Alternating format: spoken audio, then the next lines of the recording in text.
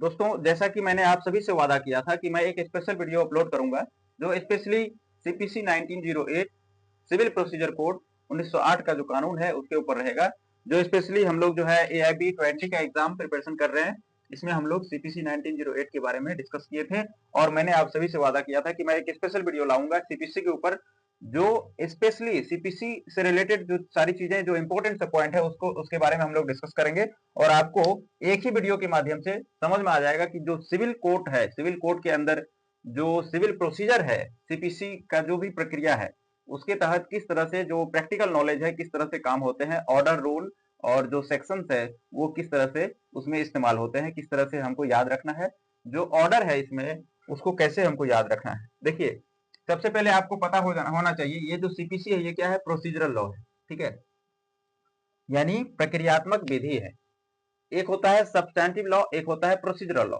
ठीक, अभी हम बस दो लॉ की बात कर रहे हैं। ऐसे तो आप जब ज्यूरिस्प्रूडेंस और बाकी जो लॉ पेपर है उसमें जब देखोगे तो आपको बहुत ही एक्सप्लेन में बताया गया है, लेकिन मैं यहाँ पे बस दो टॉपिक पे बात कर रहा हूँ, एक सब्सटैंटिव लॉ, एक प्रोसीजरल लॉ।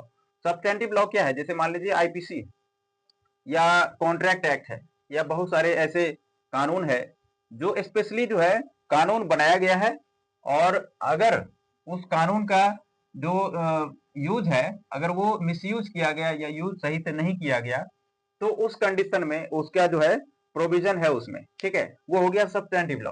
लेकिन जो प्रोसीजरल लॉ होता है जैसे सीआरपीसी है, सीपीसी है, ये सब क्या है, प्रोसीजरल लॉ है। यानी इसके थ्रू जो है प्रक्रिया होता है, यानी कार्य होता है, काम होता है, इसीलिए इसको कहेंगे प्रोसीजरल लॉ। ठीक है, तो ये समझ में आ गया, सीपीसी जो है वो क्या है, प्रोसीजरल लॉ। अब देखिए इसमें जो है आपको ऑर्डर भी है, सेक्शन भी है, और ऑर्डर के अंडर भी बहुत सारे रूल्स है।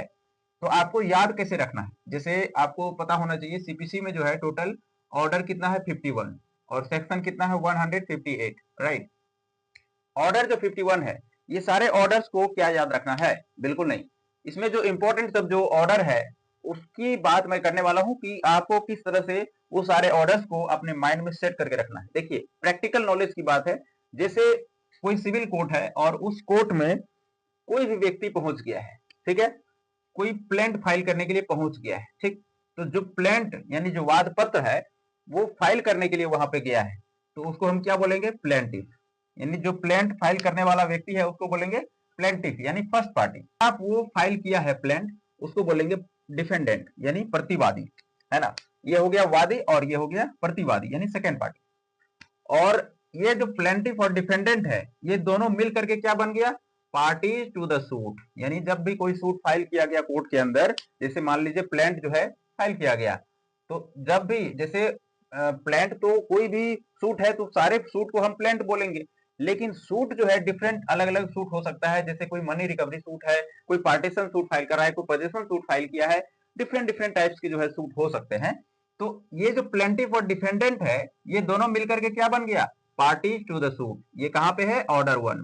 बस आपको इस तरह से याद रखना है। टेक्निक देखिए, टेक्निक ये है कि जब भी स्टार्टिंग होता है तो कोई प्लेंटिफ और डिफेंडेंट आएगा, वो हो गया पार्टीज टू द सूट। तो पार्टी टू द सूट जो बना प्लेंटिफ और डिफेंडेंट, वो कौन सा ऑर्डर में, ऑर्डर 1।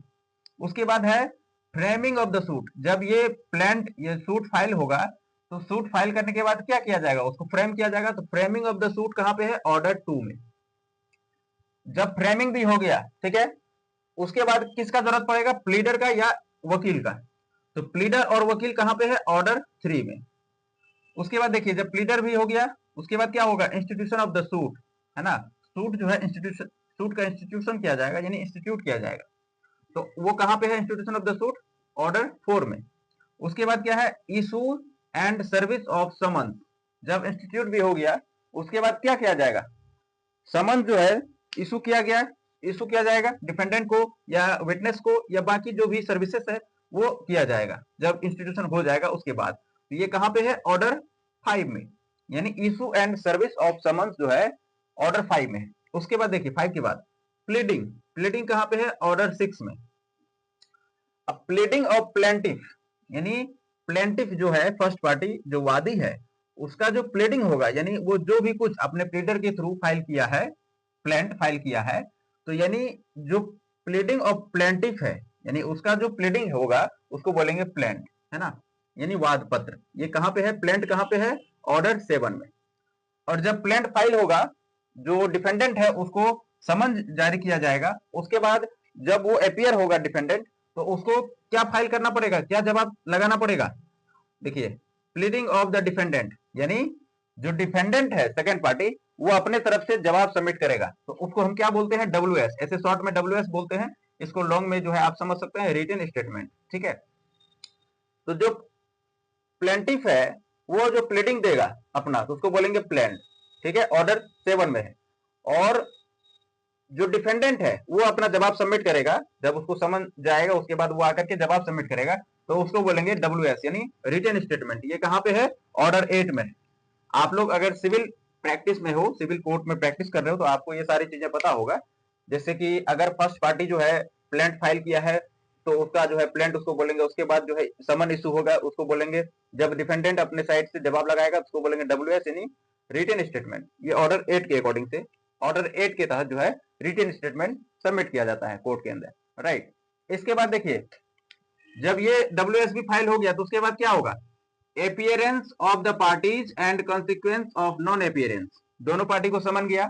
अब दोनों पार्टी में से कोई अपियर हुआ, कोई नहीं अपियर हुआ, तो अपियरेंस जो होगा पार्टी का, और अगर अपियर नहीं हुआ है तो क्या, किस कारण से अपियर नहीं हुआ है, कॉन्सिक्वेंसेस ऑफ नॉन अपियरेंस, और जो नॉन अपियर हुआ यानी अपियर नहीं हुआ है, उसके कारण से क्या उसका नुकसान हो सकता है, क्या नहीं हो सकता है, उसकी बात किया गया है ऑर्डर 9 में, ठीक है।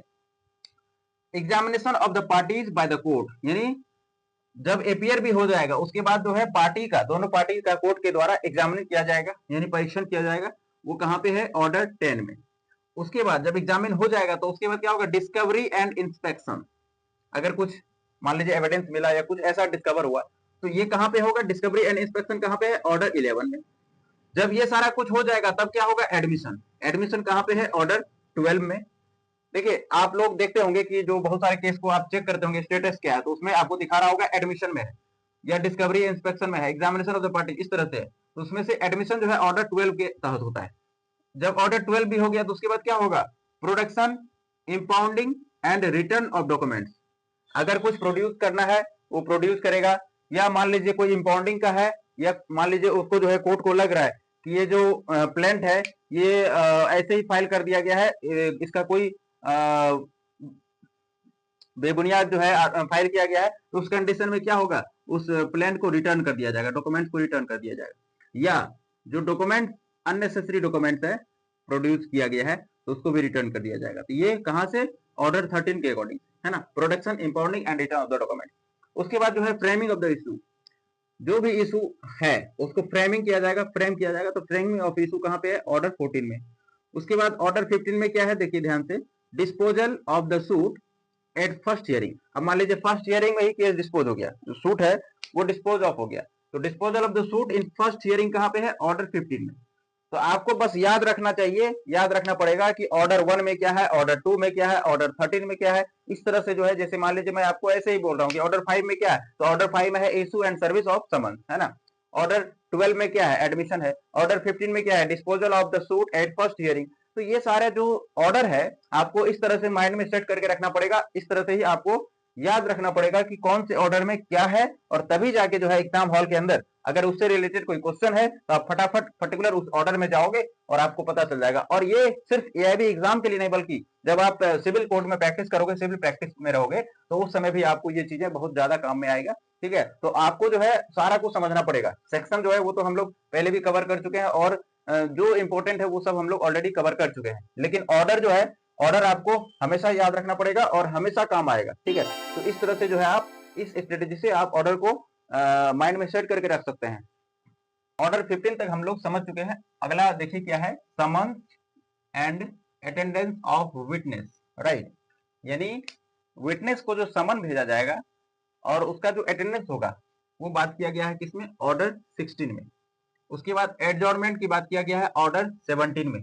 यानी जैसे अगर कोर्ट जो है एडजॉर्नमेंट दिया है, यानी कुछ मोहलत कर दिया है कि ये कोर्ट जो है एडजॉर्न हो गया है कुछ समय के लिए या कुछ दिन के लिए, ऑर्डर 17 के तहत जो है एडजॉर्नमेंट किया जाएगा। उसके बाद देखिए, hearing of the suit and examination of witness.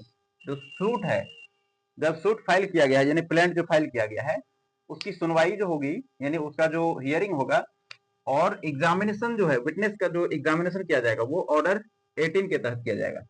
Affidavit जो दिया जाएगा ऑर्डर 19 के तहत, और जजमेंट एंड डिक्री ऑर्डर 20 के तहत, और execution of the decree and order. अब मान लीजिए जजमेंट भी हो गया, जजमेंट या डिक्री आ गया, तो उसके बाद भी उस डिक्री को या जो ऑर्डर है उसको एग्जीक्यूट किया जाएगा।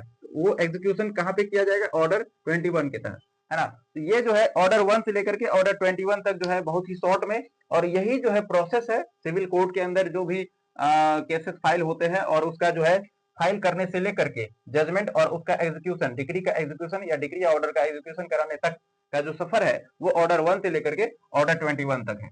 बाकी इसमें तो ऑर्डर टोटल जो है 51 ऑर्डर है। अब बाकी ऑर्डर को भी आप देख सकते हो, लेकिन जो मोस्ट इंपोर्टेंट है वो ऑर्डर 1 टू ऑर्डर 21 है।